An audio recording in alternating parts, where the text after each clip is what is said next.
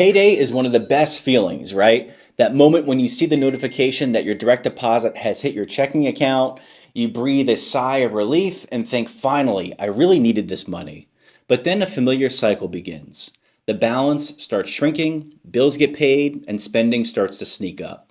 And before you know it, you're just trying to get through until the next payday. And at the end of the month, you're left wondering, where did it all go? And the truth is, if you're just trying to get by until the next payday, you're playing defense with your money. And I want to help you play offense instead. We all know the basics. We should be saving, we should be investing our money, putting aside for retirement, paying off debt, and building that emergency fund. But knowing what to do and actually doing it in a sustainable way are two different things. Today, I'm not just here to repeat what you already know. I'm here to share a practical system that I use, a payday routine that takes the stress out of money management. It's about setting up an automated system that does the hard work for you while helping you prioritize your money in a way that builds real wealth over time. So let's dive right into starting with priority number one, setting up your automated money system. This step is so crucial because honestly, most people are stuck in the same cycle. Did you know that about 78% of Americans live paycheck to paycheck? One of the biggest reasons is something called mental accounting. It's one of those common financial mistakes that honestly we all make, and here's how it works. You get paid, maybe even you get a bonus, and in your mind, you start assigning that money to different things. Bills, splurges, maybe something you've been wanting to get for a really long time. But the problem is, without a clear plan, that money will quickly get spent. Every dollar you make needs a job. If you don't give each dollar a specific job, it'll end up getting spent on things you don't really need. So instead of leaving your money's future up to chance, let's make it work for you. First, set up 3 bank accounts. One for spending, this can be your main checking account. The next one will be for saving, and ideally this would be a high yield savings account, and one for investing, like into a Roth IRA or a taxable brokerage account. 3 accounts, each with a specific purpose. This makes managing your money more straightforward and intentional. Now, once you have those accounts, link them all to your main checking account, savings, investments, credit cards, loan payments, everything. The idea is to set up automatic transfers so once your paycheck hits your checking account, it's distributed automatically to where it needs to go. So think of your checking account like your email inbox. All of your money arrives there first, but just like you wouldn't let every email sit in your inbox forever, you need to filter out that money to where it belongs. This process is what will turn your finances into a well-oiled machine. And here's the key. Timing is everything. You don't want bills and transfers happening randomly throughout the month. That's where chaos happens, and that's where stress starts to build up. You want these payments to happen on your terms. So start by gathering all of your bills and aligning their payment due dates. Now, most companies let you do this either online or with a quick phone call requesting for them to change your billing due date. Once you do make these changes, there might be a couple of months where the timing feels off as things adjust, but over time, everything will eventually fall in line. So for instance, if you get paid on the first of the month, try to have all of your major bills like a rent, car payment, and credit cards scheduled around that same time. That way, when the automatic transfers kick in, everything is handled at once and you don't have to think about it again for the rest of the month. Now remember, this is about taking control and ensuring your money is doing what you want it to do rather than reacting to what life throws at you. So now that we have our automated savings in place, let's move on to priority number 2, which is paying your bills. These are the core expenses that keep you and your family safe and secure. These are things like your mortgage or rent, car payments, utilities, and credit card bills. Getting these taken care of first is non-negotiable for me. And you might hear advice out there that says when you get paid, the first thing you should do is set aside a chunk of money to invest. For example, if you bring home $5,000 a month, you should put aside $1,000 to invest in the stock market or real estate, no exceptions. Pay yourself first and figure out the math later. I get where this advice is coming from. Investing is critical for building wealth, but I don't think this one-size-fits-all approach works for everybody. Here's why. If you don't pay your mortgage, you risk losing your home. If you skip your rent, you could be facing an eviction. And if you don't pay your credit card bills, not only do you end up with a sky-high interest rate, sometimes around 25%, but your credit card score also gets a major hit. The truth is, not everyone has the luxury to save and invest right out of the gate. The cost of living is outrageous these days. Groceries, childcare, medical expenses, it all adds up. And it's even harder if you're supporting a family. On top of that, life is full of surprises and unexpected expenses always seem to come up at the worst times. I get it, I've been there. It can feel like you're constantly just trying to catch up. But here's the good news. We can turn this around, and it starts with being organized and proactive. Let me share a simple habit that has made a huge difference for me. At the beginning of each month, I take time to review my income and expenses. Nothing fancy, I just use a basic spreadsheet in Excel. I can honestly say this habit has been a game changer, and here's how you can do it. First, look at your net paycheck. That's the amount that hits your bank account after taxes and deductions. This is your starting point. From here, the goal is to make sure all of your essential bills are covered. So start by listing out all of your necessary expenses. These include things like your mortgage or rent, car payments, utilities, and any other student loan payments. Write them all down. Once you subtract these from your take home pay, you're left with what I call free cash flow. That's the money you have available to work with beyond the essentials.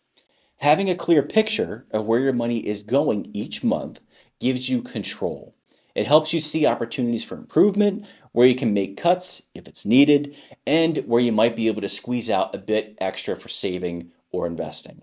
But the key is that you take care of the essentials first. You build a solid foundation before anything else. With your bills covered, let's move on to priority number 3, where we'll look at how to make the most of that free cash flow to start building wealth. Priority number 3 is putting money aside each month to invest. For me, that means taking $500 each month and sending it to my brokerage account to invest in stocks or putting it into a high yield savings account to earn some interest. The key here is that this money is strictly for investing. It's not to be touched. It's meant to build long-term wealth. So it's really important to keep these accounts separate. Don't mix and match your savings and investing money. By keeping them in separate accounts, you can stay organized and you're much more likely to stay on track. The best way to make sure this happens consistently is to automate it. Set up an automatic transfer from your checking account to your investment or savings account, whichever one you're focusing on at the time. And let me give you a quick example. Imagine you get paid on the first of the month. You've already got an automatic transfer set up to pay your bills on the 5th. So now let's add one more step. On the 7th of each month, set up another automatic transfer to move money from your checking account to your investment account. This way, everything happens like clockwork. And when you go back to review your transactions, everything is neatly aligned on the same days of every month. This kind of routine helps you build wealth without having to stress about timing or remembering each step. Now let's talk about how much to invest. And this part honestly will be different for everyone, and that's totally okay. Start with what's manageable. Maybe that's $50 or $100 a month. The important thing is to just start. Even the small amounts add up over time, and once you're comfortable, you can increase that amount. Now remember, it's not about being perfect from the start, it's about creating a habit. Now, I know some of you might not have anything extra to set aside right now, or you might have only a little left over, and that's all right. Don't beat yourself up, especially if you're already contributing to a 401k plan. Remember, 401k contributions come out of your paycheck before it even hits your bank account, so you're already taking steps towards saving.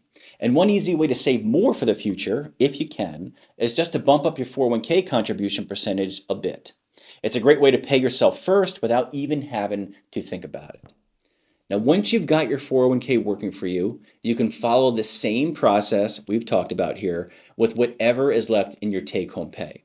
It's all about using what you have in the smartest way possible, no matter how big or small the amount. Let's move on to priority number 4. After covering our necessities and investing for the future, it's time to set aside money for a specific goal. This goal can be anything that's important to you. Maybe it's saving for a down payment on a house, buying a car, planning a family vacation, or paying down debt faster. Whatever it is, this is where you focus on making it happen. And just like with investing, starting small is perfectly okay. Even putting aside a modest amount each month gets you closer to that goal. The key here is to make it realistic and manageable, something you can stick with consistently. Step by step, you'll see progress, and that's what matters. And finally, priority number 5, using whatever amount you have left for guilt-free spending. We all need to live a little, right? Yes, we have responsibilities, but life isn't just about paying bills and saving. It's also about enjoying life along the way. Spend some money on something that brings you joy. Maybe it's a hobby, going out to dinner, or just treating yourself to something nice. Personally, I do this too, and I found it really helps make the process sustainable. When you know your essentials are covered and you're investing in your future, you can enjoy the money you have left with no guilt attached. And if, for whatever reason, you have anything left over at the end of the month, fantastic. You can roll that into savings, boost your investments, or make an extra payment on a loan. The beauty of this step is that it's completely up to you because you're in control. So let's recap the 5 things to do when you get paid.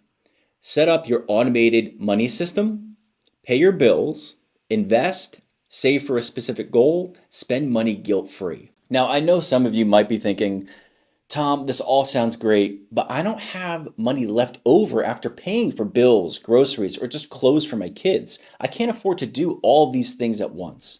And I hear you. You're not alone. The reality is the majority of Americans are living paycheck to paycheck. So for many, there just isn't enough left over after covering the essentials. The cost of living has skyrocketed and it's outpacing wages, making it feel impossible to get ahead. So no matter how much you cut back, whether it's skipping dinners out or driving an older car, sometimes the math still doesn't work. If this is you, I want you to know that there are steps you can take.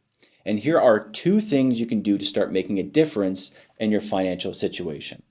First is to increase your income. A lot of people get caught up in trying to cut expenses, squeezing every dollar until there's nothing left to cut. But cutting costs can only get you so far. The other side of the equation, the one that most people overlook, is increasing your income. The goal every month should be to have a surplus, extra money that gives you options and breathing room. And for that, sometimes you have to play a bit of offense. Now, I'm not going to tell you that everyone should go start a side hustle or become a freelancer. Sure, that works for some people, but let's be honest, many of us just don't have the time. Between work, family, kids, and everything else, adding a side hustle can feel overwhelming. So here's something that might be more practical for most people. Find a higher paying job. Think about it. The best time to look for a new job is when you already have one. The worst time is when you're unemployed and feeling desperate, willing to take anything that comes along. But if you're employed, you're in a great position. You have options and no pressure to settle. You can look for a job with better pay, more flexibility, or even just better benefits. If the interview doesn't go well, there's no loss. In fact, it just gives you more time to improve your skills, to grow, and to make yourself even more valuable to the marketplace. If you do get an offer, it can be an incredibly powerful tool. You can go back to your current employer and say, hey, I've got an offer from another company and it's 30% more than I'm making now. Can you match it? At that point, you have leverage. If they say yes, great, you get a raise without having to switch jobs. If they say no, then you have an opportunity waiting for you. But here's the thing, this won't happen on its own. You have to go put in the work. So ask yourself, how proactive have you been about upgrading your job? Are you investing in yourself, improving your skills, and making yourself more valuable at work? How much time have you spent looking at job postings or networking? When was the last time you updated your resume? How many jobs have you actually applied for in the last month? The truth is, most of us spend more time planning a vacation than planning how to upgrade our jobs or careers. But being proactive in this area is one of the highest return actions you can take. If you want better results, this is where you'll get the biggest bang for your buck in terms of effort and time. The second thing you can do is analyze your budget. And if you don't have a budget, that's okay. Don't let it overwhelm you.